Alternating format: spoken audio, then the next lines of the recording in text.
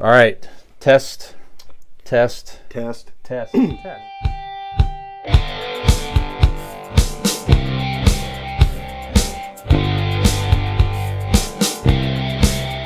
else is going on in pop culture, Brian? Please enlighten us. Yes, thank you, sir. So a couple things here.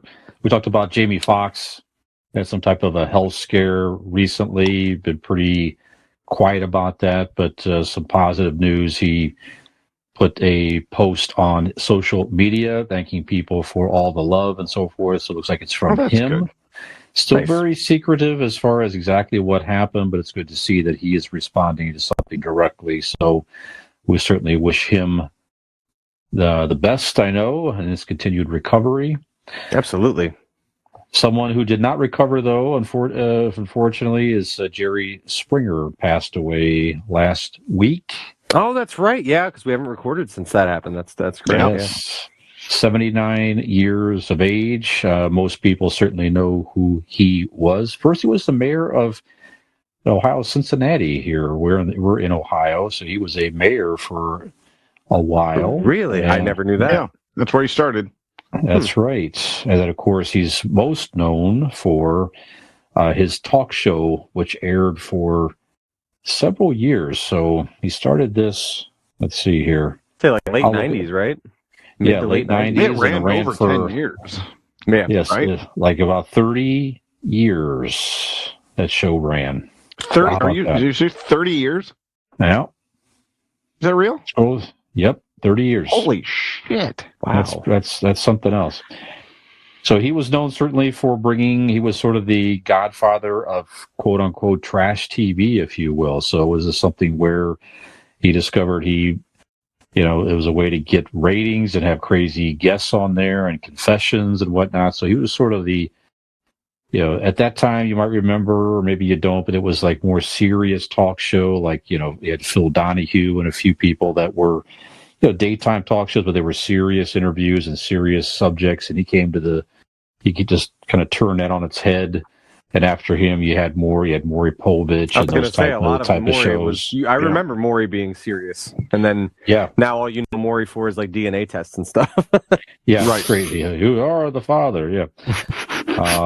Well, I avoided that show for years. I tell you that. Yeah. That ain't my baby, Murray. That ain't mine. Despite several invitations, but yeah, it's actually how Nick started too. Nick was started all serious, and then he ended up with DNA on his face, though. Mm-hmm. That's right. Undeniable. Yeah. Right. So I was really a Jerry Springer show fan. I've probably had it on here and there, but you were not? Not really. Just not my thing.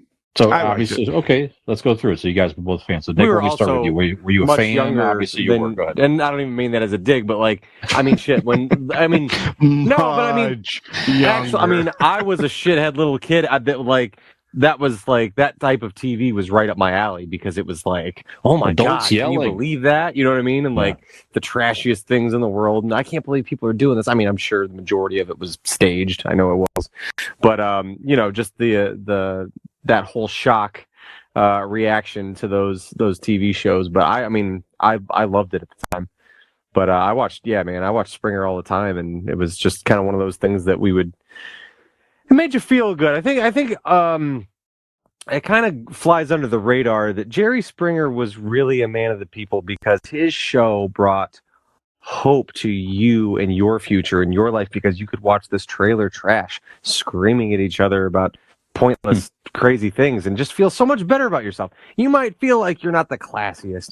You might feel like maybe you're not the creme de la creme of humanity. However, you sure as shit when you watch Jerry Springer knew you were better than those people.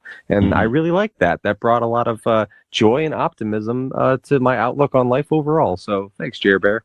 Appreciate you. There you go. That's why people listen to this show, actually. Sure. That's right. Sure. The one kid's excited he's got a fucking handle on his beer. I'm better than that guy. No, you're not, by the way. You don't have you're fucking jealous. That's what that is. I have a handle on my beer. You don't have a handle on your alcohol. Yeah. Well, maybe your hockey team won more games than mine, but I got a fucking handle on my beer, so fuck you. No, Jerry Springer was he was the 90s, right? He was Yeah. When in the histories, in the history books or whatever you do, people will refer to the 90s. He will always be in that subject of pop culture. Yeah. No denying it. He was, like Nick said, trash TV, but it was compelling. It was entertaining. That's what the 90s was. It was trash consumption, but fuck, it was entertaining. Yeah, he said in 2000. Go ahead. No, I just said, and he led the charge. Yes. He said in 2000 he would never watch his own show. I'm not interested in it. It's not aimed toward me. It's a silly show. I don't take it seriously. Makes sense. Right. Yep. Yeah. And that explains just that whole decade in general. So that's where Brian got that quote. I heard him say that about this podcast one time. Yes, that's right. It's Not not aimed aimed for toward me. me. It's a silly show, but I will continue to host it, and we'll just, Right. there we go. That's right. That's right. Hi. This is Millennial Nick, along with Gen X Brian and Zennial Dean. Hey, if you liked that video, which we really hope you did, you should like and subscribe. That would be great.